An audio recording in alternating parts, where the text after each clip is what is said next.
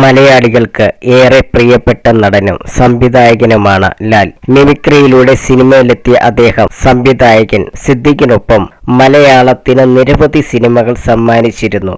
ഒപ്പം ഒരുപാട് സിനിമകളിൽ അഭിനയിക്കുകയും ചെയ്തിട്ടുണ്ട്.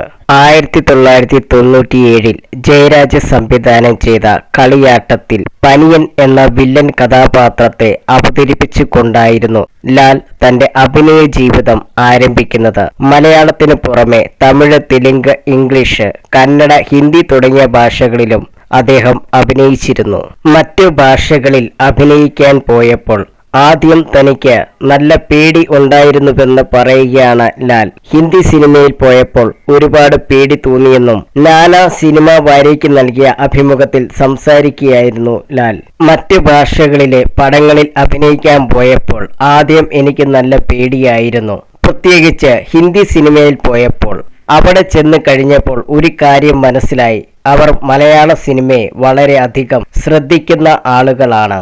കുഴിമുറി, തലപ്പാവ്, ഷട്ടർ പോലെയുള്ള ഓരോ പടത്തെക്കുറിച്ചും അവർ പറയുമ്പോൾ എനിക്ക് അത്ഭുതമാണ് തോന്നിയത്. പിന്നെ തെലുങ്ക് പടങ്ങൾ കാണാൻ ഞാൻ മെനക്കെടാറില്ല. എന്നാൽ നമ്മൾ സംവിധാനം ചെയ്ത പടങ്ങളെപ്പറ്റി അവർക്ക് നല്ല ധാരണയുണ്ട്. അവിടെ ചെന്നപ്പോൾ കുറച്ച് ബലം കിട്ടാൻ വേണ്ടി ഞാൻ ഇങ്ങനെയുള്ള പടങ്ങൾ ഡയറക്റ്റ് ചെയ്തിട്ടുള്ള ആളാണെന്ന് പറയാൻ തയ്യാറെടുത്ത് നിൽക്കുമ്പോൾ അവർ അതിനെക്കുറിച്ച് ഇങ്ങോട്ട് പറയുകയാണ്. ആ ഒരു അന്തരീക്ഷത്തിൽ നമ്മുടെ കോൺഫിഡൻസ് ലെവൽ പെട്ടെന്നുയരും, ലാൽ പറഞ്ഞു.